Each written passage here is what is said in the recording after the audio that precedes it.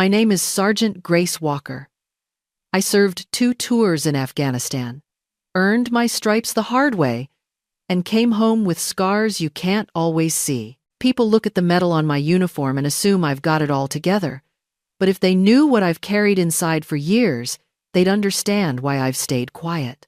I lost my mom when I was 9. My dad remarried fast, like he couldn't stand the silence. And suddenly there was this new woman in our house who smiled at neighbors but looked at me like I was a burden. Her name was Claudia. But I never called her mom. She never asked me to. Claudia made it clear early on that I wasn't part of her picture-perfect plans. Every time I wore hand-me-downs or brought home a school certificate, she'd say something like, "You don't need to show off, Grace. Be grateful you have a roof over your head." I learned to stop celebrating my wins. Even when I enlisted, she told me it was a desperate move, like I was running from failure instead of toward purpose. I didn't get into the army to prove anything, but somewhere deep down, I think I hoped that if I came back with medals and stories of bravery, she might finally look at me with something other than disdain. That's the funny thing about childhood wounds. They don't fade with distance or even success. They just follow you in different uniforms. A few weeks ago, I got a formal invitation to a veterans charity gala, the kind where the room sparkles with old medals and polished speeches. I was nominated as a guest of honor, not just for my service, but for something I still can't bring myself to talk about. My commanding officer said it was about time I let the world see what I did over there. I just nodded, said thanks, and took the envelope. I'm going alone. No date, no family. I bought a used dress uniform online, the right kind for an event like this. I even polished my boots twice. I don't expect applause or attention.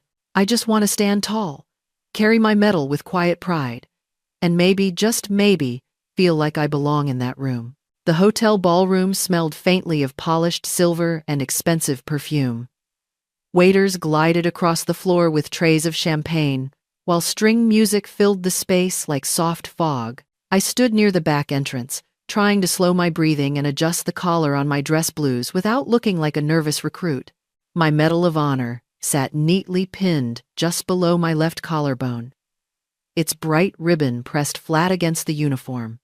I had chosen to wear it like a brooch, something quiet but unmistakable.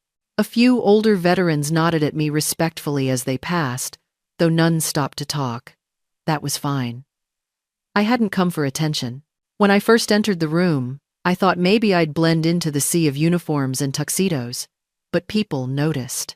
One man shook my hand and whispered, "It's an honor, Sergeant." I thanked him quickly, already feeling a hot flush rising to my neck.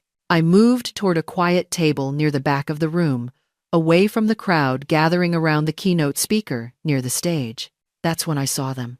My father's graying head was easy to spot, always combed the same way since I was a kid. Claudia stood beside him, dressed like she was auditioning for some political wife documentary. Pearls, a tight smile, and eyes scanning the room as if she owned it. I blinked, unsure for a second if I was imagining it. There was no reason for them to be here. They didn't see me right away. I tried to turn away, but a server passed between us, and that was all it took. Claudia's eyes locked onto mine. Her expression flickered into something unpleasant, sharp around the edges. They walked over, my father trailing a few steps behind, like always. Claudia's heels clicked against the marble, each step louder than the music.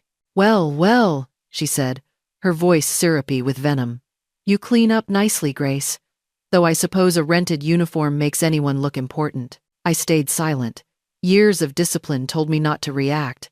Then her eyes dropped to my chest. She leaned closer, squinting. "What's this?" she asked, reaching toward the medal. "This isn't real. You're not seriously pretending this is yours." My father said nothing. "Where did you get this?" She hissed louder now, voice carrying to nearby guests. "Who gave you the right to wear that?" I stepped back slightly, but her hand followed, her fingers brushing the ribbon. My entire body tensed. "Claudia, don't," I warned quietly. "You're too poor to wear something like that," she snapped, and the words hit harder than they should have. You probably bought it online or borrowed it to play soldier for the night. A few heads turned. One woman frowned and took a step in our direction. Someone lowered their glass mid-sip. I earned it, I said softly. But she laughed. You? Please.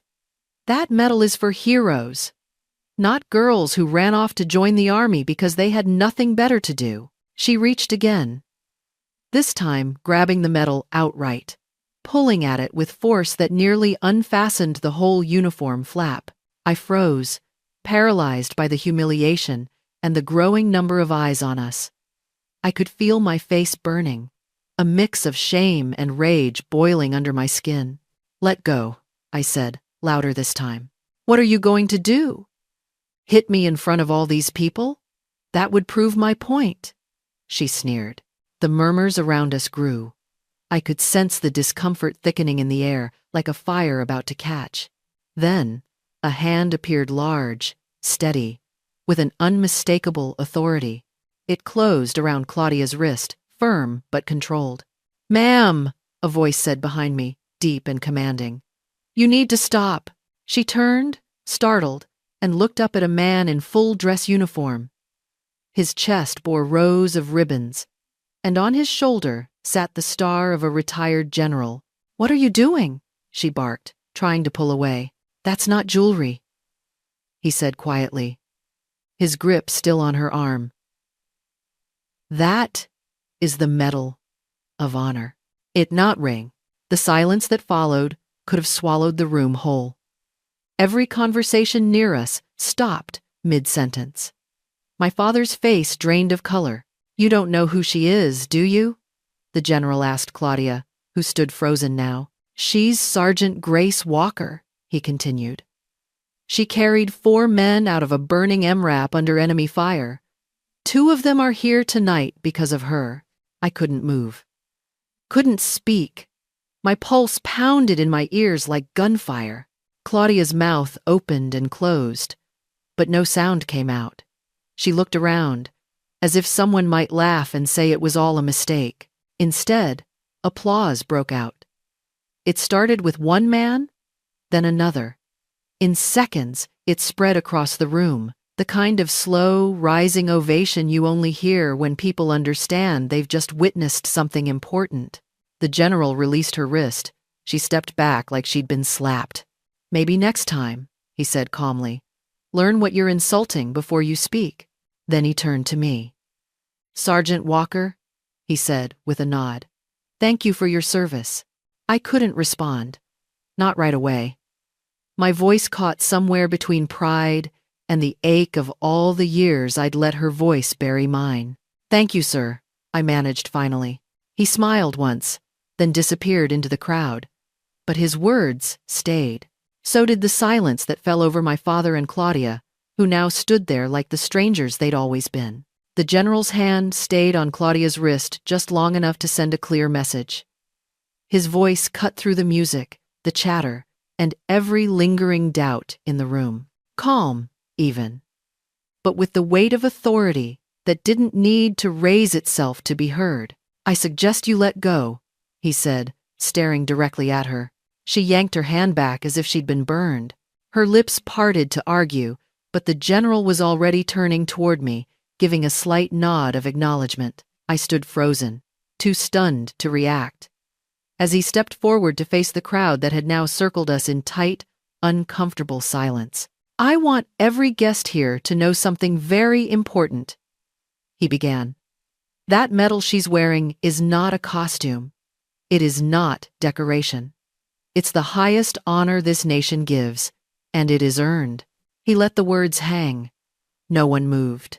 He turned slightly, motioning toward me with open palms. "Sergeant Grace Walker didn't just serve this country. She saved lives. Under heavy fire in Kandahar, her convoy was ambushed. Their vehicle hit an IED. She pulled 4 men out of that wreck, one by one, while the firefight was still going. 2 had broken legs. 1 was unconscious, and she didn't stop. A quiet gasp rippled from someone in the back. She refused evacuation until everyone else was accounted for. She took a round to the shoulder and kept moving. The doctors say she should have passed out from blood loss. She didn't. That's why she's standing here. That's why 3 of those soldiers are still alive. I stared at the floor, the edges of my vision blurring. I hadn't expected this. I hadn't prepared for someone to speak the parts of my story I always kept buried. She didn't ask to be recognized, he continued. She didn't tell anyone here who she was. But when I saw that medal, I knew the name. The room, already silent, became still in a deeper way. No clinking glasses, no coughs, just the weight of truth settling like dust over polished marble. Then someone clapped. Just once, loud and clear. Others followed. Soon the whole room was applauding, but it wasn't the shallow, polite kind. It was deliberate, measured, reverent. Claudia stood motionless. Her face had gone pale, her jaw tight with something between embarrassment and disbelief. My father still hadn't said a word. He looked older than I remembered. Smaller. The general faced me again. "Thank you for your service, Sergeant Walker," he said, his voice softer now. "And for your sacrifice. We're grateful." I nodded slowly, barely holding myself together. My throat burned with everything I wanted to say but couldn't. Not yet. Not here. He gave me one final look. Then, without waiting for applause or reaction, he turned and walked away. A man who had said what needed to be said, then let it stand on its own. And in that moment, I stood straighter. Not because of pride, but because someone finally saw me, not as the girl Claudia sneered at or the child my father ignored. They saw a soldier. They saw Grace. The general had already turned to leave when he paused, looking back toward Claudia with an expression more pitying than angry. He gestured lightly to the medal still pinned to my uniform, his voice carrying clearly across the hushed ballroom. "You don't know who she is, do you?" Claudia didn't answer. Her hands had fallen to her sides, trembling just enough for me to notice. Her carefully styled hair looked suddenly out of place, as if she'd dressed for a different kind of attention and found herself exposed. "She is Sergeant Grace Walker," the general continued, turning now to the full room. "Awarded the Medal of Honor for heroism under fire. She was the youngest female soldier to receive it in over a decade, and she's standing here today, not because she wanted recognition, but because others believed her story deserved to be known." People shifted in their seats. The weight of the words settled on them like mist. I saw a cameraman near the stage slowly raise his lens. A woman in a navy blue gown wiped at her eyes discreetly. She didn't ask for this spotlight. She didn't parade her story through headlines or interviews. She came tonight alone, probably hoping to disappear into the background. But someone tried to shame her for something she earned with blood and grit. I couldn't let that stand. He nodded once more in my direction, then moved toward the edge of the crowd. I didn't move. I didn't need to. For the first time in a long time, I didn't feel like I had to explain myself. Claudia turned toward the nearest woman beside her, eyes darting, searching for sympathy. "I didn't know," she muttered. "It just looked like a costume pin. I didn't mean anything by it." No one responded. The woman she spoke to stepped back, as if space itself needed to open up between them. My father kept his eyes on the floor. His jaw was tight, but not with shame or remorse, just silence. The kind of silence I'd lived with for years. He looked like a man watching a version of his world unravel in public, unable or unwilling to stop it. I didn't look at them anymore. Instead, I looked out at the faces I didn't know. Some were clapping softly. Others just watched with expressions I couldn't quite name. But I could feel something shift. The judgment, the questions, the whispers. They weren't aimed at me anymore. A younger veteran I'd never met approached slowly, nodding as he extended his hand. "We've read about you," he said quietly. "It's an honor." I shook his hand without a word. My voice felt trapped beneath the knot in my throat. But the warmth in his eyes told me I didn't need to say anything. Nearby, I heard someone from a news outlet ask for my name again. Another mentioned a segment. I stepped back, letting the general and others fill the space. They could tell the story. I'd already lived it. As I stood there, trying to steady my breath, I realized something I hadn't fully accepted until now. I didn't owe Claudia an explanation. I didn't need my father's approval. I didn't have to prove anything to anyone who chose not to see me before this night. The truth, finally, was louder than their voices. I stepped outside the ballroom into the quiet night, the cool air wrapping around me as a long overdue exhale. The crowd inside buzzed with voices and cameras, but out here, it was just me and the hum of the city. I loosened the collar on my dress blues and leaned against the railing, watching traffic slip past below. For most of my life, I had carried this invisible weight. It wasn't just the memories of combat or the pain from old injuries. It was something quieter, heavier, the way Claudia's words had always settled deep in my chest, shaping how I saw myself even when I tried to pretend they didn't matter. Every time I accomplished something, I'd hear her voice in the back of my mind. Not good enough. Not your place. When I joined the army, I told myself I did it for the mission, for the structure, for the discipline, and that was all true. But underneath, there had always been a whisper of something else, a question I wanted her to answer, a look I wanted my father to give me. I spent years chasing something they were never capable of offering. Tonight, for the first time, I felt the shape of that truth settle without pain. Not because Claudia had been humiliated or because the general had spoken up for me, but because I finally saw the futility of needing her to see me. She had never truly looked. Not when I was a child. Not tonight. Probably not ever. The applause hadn't filled the hole she left. It had shown me that the hole was never mine to carry. My worth wasn't in that ballroom. It wasn't hanging from a ribbon on my chest. It was in the promises I kept, the people I protected, the moments when fear didn't win. I had given more than she would ever understand, and that was enough. I pulled the medal from my uniform and held it for a long moment, letting it rest in my palm. It felt lighter than usual, not because it had changed, but because I had. That small shift inside me, the letting go, was quiet but complete. I didn't feel like confronting her. I didn't want revenge or an apology.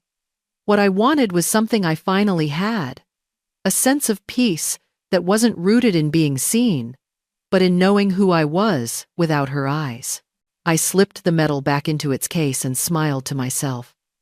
Not a triumphant smile, just the kind that comes when you realize you've stopped bleeding from a wound you forgot you had.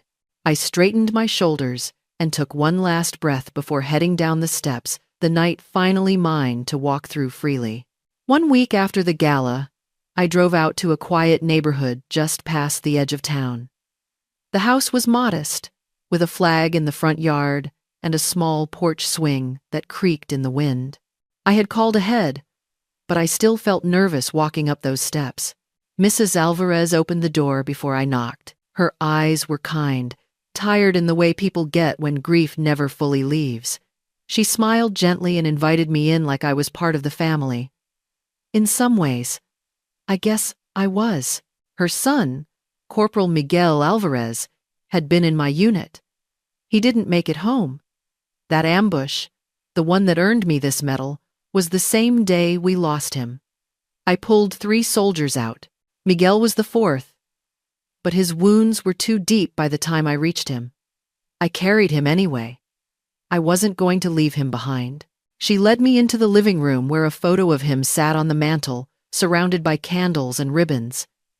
We didn't talk much at first. She poured tea. I thanked her. The silence between us was heavy, but not uncomfortable. Then she handed me a small envelope. It was addressed in Miguel's handwriting. "He wrote this a few days before he died," she said. "We found it with his things. I think he meant it for you." I opened it carefully, unsure if I was ready for what it might say. The note was short, scribbled on a torn page from a notebook, but his words hit harder than anything I had heard in that ballroom. "You make the rest of us braver," he wrote. Watching you fight makes me want to do better. If anything ever happens to me, I want you to know that I felt safe because you were there." I didn't cry right then. I just folded the letter and held it in both hands, letting it settle into my chest like armor. That night, I stayed awake thinking about what to do with the platform I'd never asked for. By morning, I had a plan. I started a small foundation with the funds donated in my name after the gala. It was simple at first: gas cards, grocery support, and emergency childcare. Real help for families of veterans who came back broken or didn't come back at all. We called it Fourth Out, after the promise I made to pull every last one of them to safety. People responded. Not because of the medal, but because they knew the feeling of being left behind, of needing something to hold on to when the system forgot them. 1 month later, I stood at a dedication event under a raised flag. The sun was just high enough to catch the glint of the medal on my chest, but I didn't wear it for the cameras. I wore it for Miguel, for the ones who didn't come home, for the ones still fighting battles no one sees. The legacy I carry isn't about what happened that day overseas. It's about the choices I make with the life I have to keep. Service didn't end when I left the field. In many ways, it was just beginning.